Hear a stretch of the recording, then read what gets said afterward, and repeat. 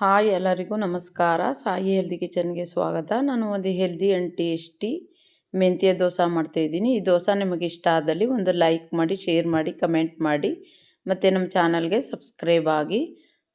ತುಂಬ healthy recipe. ನೀವು ಒಂದು ಸರಿ ಮಾಡಿಕೊಂಡ್ರೆ ಸಾಕು, ಮತ್ತೆ ಮಾಡ್ಕೊಳ್ತೀರಾ, ಅಷ್ಟು ಟೇಸ್ಟಿಯಾಗಿರುತ್ತೆ ಮತ್ತು ಹೆಲ್ದಿನೂ ಕೂಡ. ಮೆಂತ್ಯ ಹೆಚ್ಚು ನಾರಿನಂಶ, ಫೈಬರ್ ಅಂಶವನ್ನು ಹೊಂದಿರೋದ್ರಿಂದ ರಕ್ತದಲ್ಲಿ ಸಕ್ಕರೆ ಅಂಶ ಹೆಚ್ಚಾಗುವುದನ್ನು ತಡೆಗಟ್ಟುತ್ತದೆ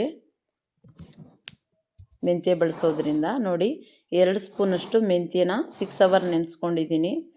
ಮೆಂತ್ಯ ಚೆನ್ನಾಗಿ ನೆಂದಿರಬೇಕು. ಮತ್ತು 1 ಹಿಡಿಯಷ್ಟು ಅವಲಕ್ಕಿನ ನೆನೆಸ್ಕೊಂಡಿದ್ದೀನಿ.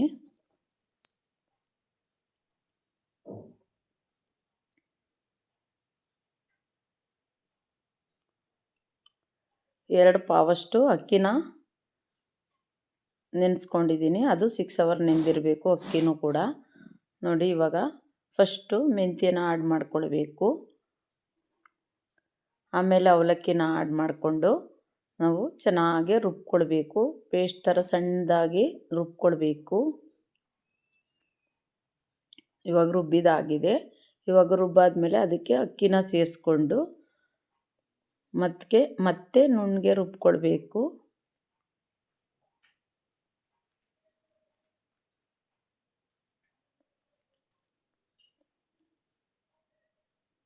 ನೋಡಿ, ಇವಾಗ ರುಬ್ಬಿದಾಗಿದೆ.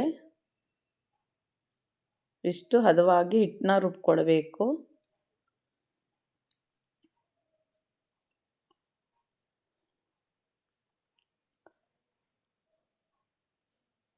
ಇವಾಗ ಹಿಟ್ಟನ್ನ ಚೆನ್ನಾಗಿ ಈ ಥರ ಕೈಯಲ್ಲಿ ಇದು ಮಾಡ್ಕೊಳ್ಬೇಕು. ಹಿಟ್ಟು ಚೆನ್ನಾಗಿ ದೋಸೆ ಉಬ್ಬಿ ಬರಬೇಕು. ಅಂದರೆ ಚಳಿಗಾಲ ಆಗಿರೋದ್ರಿಂದ ಹಿಟ್ಟನ್ನ ಈ ಥರ ಇದು ಮಾಡ್ಕೊಳ್ಬೇಕು.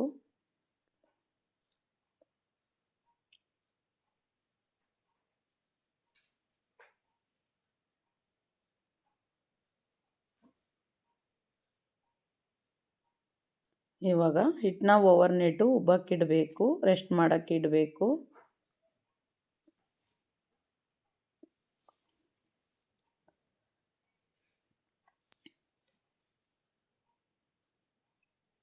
ಇವಾಗ ಹಿಟ್ಟು ಚೆನ್ನಾಗಿ ಉಬ್ಬಿದೆ.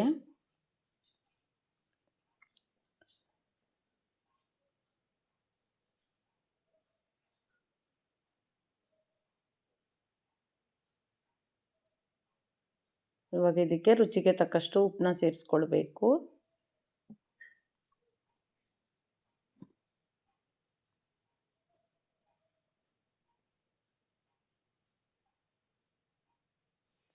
ತುಂಬ ಹೆಲ್ದಿ ರೆಸಿಪಿ. ನೀವು ಒಂದು ಸರಿ ಮಾಡಿಕೊಂಡ್ರೆ ಸಾಕು, ಮತ್ತೆ ಮಾಡ್ಕೊಳ್ತೀರಾ. ನೋಡಿ, ಇವಾಗ ಕಾವಲಿನ ಕಾಯಕ್ಕಿಟ್ಟು ಎಣ್ಣೆನ ಸ್ಪ್ರೆಡ್ ಮಾಡ್ಕೊಳ್ತಾ ಇದ್ದೀನಿ. ಇವಾಗ ಸೆಟ್ ದೋಸೆ ಥರ ಹಾಕ್ಕೊಳ್ತಾ ಇದ್ದೀನಿ. ಕಾಯಿ ಚಟ್ನಿ ಜೊತೆ ತಿಂತಾನೆ ಇರಬೇಕು ಅನಿಸುತ್ತೆ. ಅಷ್ಟು ಟೇಸ್ಟಿಯಾಗಿ ಘಮವಾಗಿ ಇರುತ್ತೆ ದೋಸೆ. ಹಿಂದಿನ ಕಾಲದಲ್ಲೆಲ್ಲ ಮೆಂತ್ಯ ದೋಸೆನೇ ಮಾಡ್ತಿದ್ದು, ಉದ್ದಿನ ಬೇಳೆ ಹಾಕ್ತಿರ್ಲಿಲ್ಲ.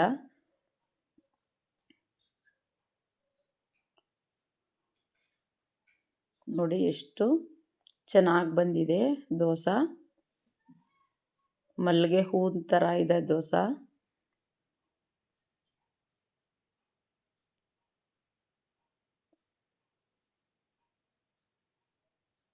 ಎಷ್ಟು healthy and tasty dosa ready ಆಯಿತು.